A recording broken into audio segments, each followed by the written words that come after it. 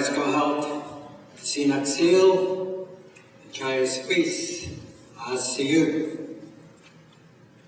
I'd like to begin by also expressing my gratitude to the organizers, to all of the people that work so hard to plan and organize this important event, to bring all of us together here today so we can have this very important conversation. In particular, I want to thank Nadine. I heard one of the previous speakers, I believe it was Gerald, talk about those incessant emails and text messages and phone calls and that made sure we got here. And she's an incredible lady. She's has such energy and is obviously so committed to this work.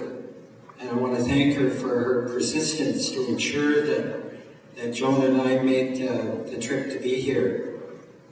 We came via Invermere.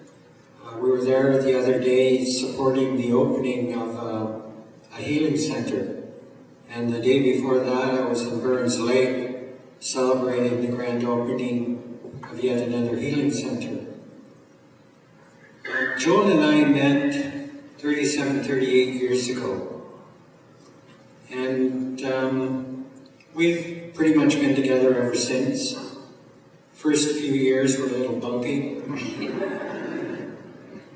But I can tell you that we worked through those differences, finding boundaries, because what kept us together throughout all of these years in our relationship was the foundation of our relationship was what back in the day we called the Indian movement. And it's what sustained our relationship right up until this very moment.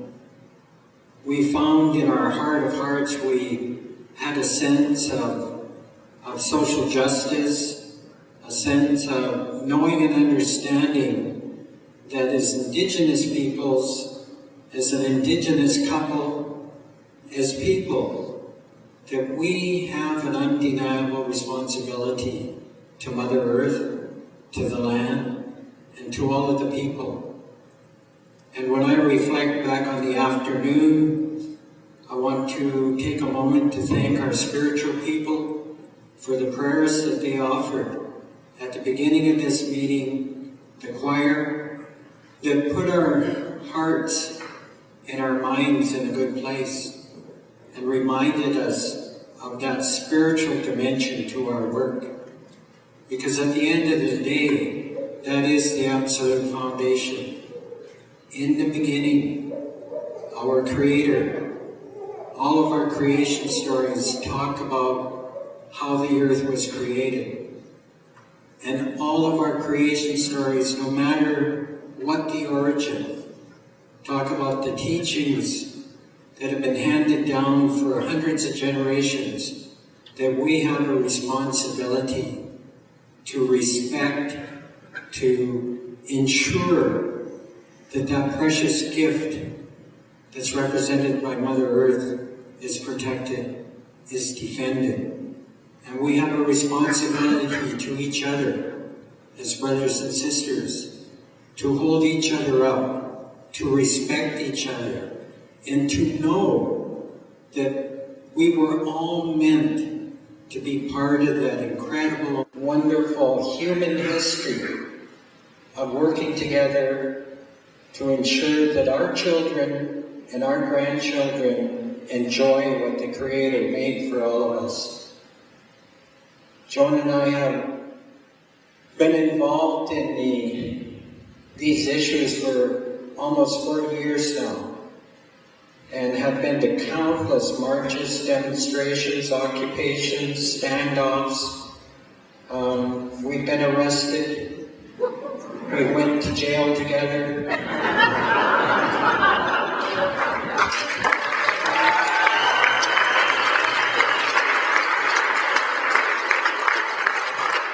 And I don't think there's any doubt that we will, in all probability, go to jail together again.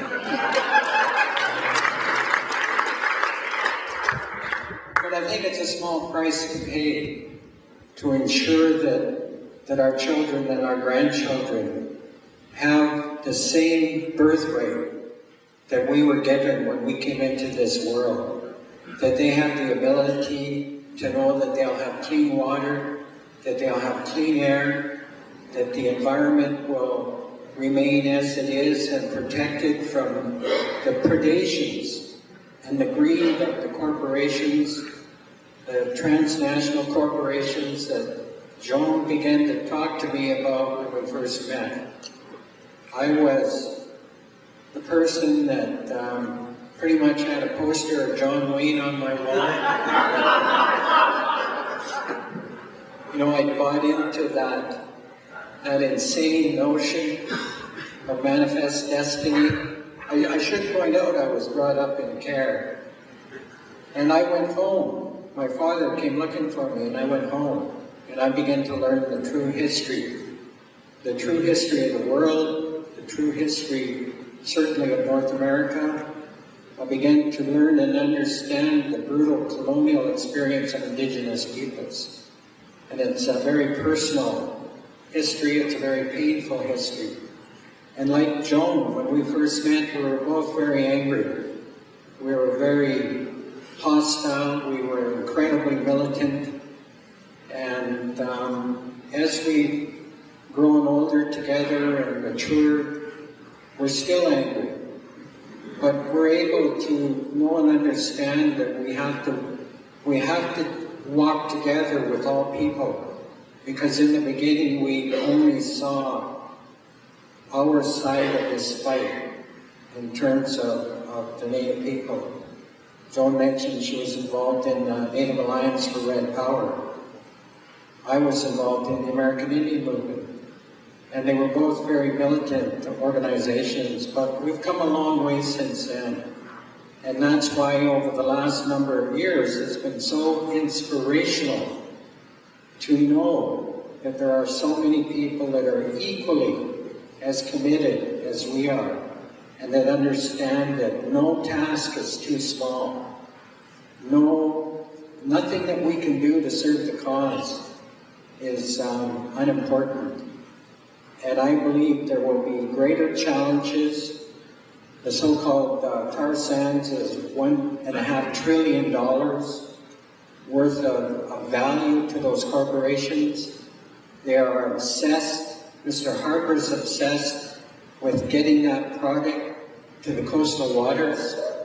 We know that the provincial government has made this announcement that they cannot support the Northern Gateway Enbridge pipeline proposal as it's currently framed.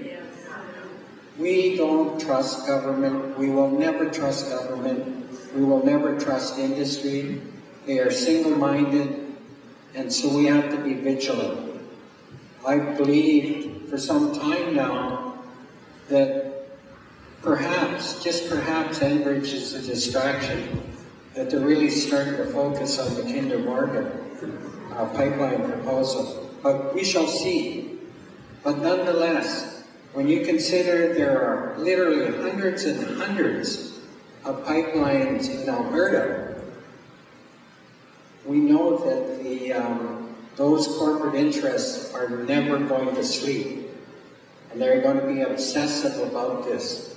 And we have to be equally prepared day in, day out, week in, week out, month in, month out, year after year, to defend what the Creator has provided and gifted all of us.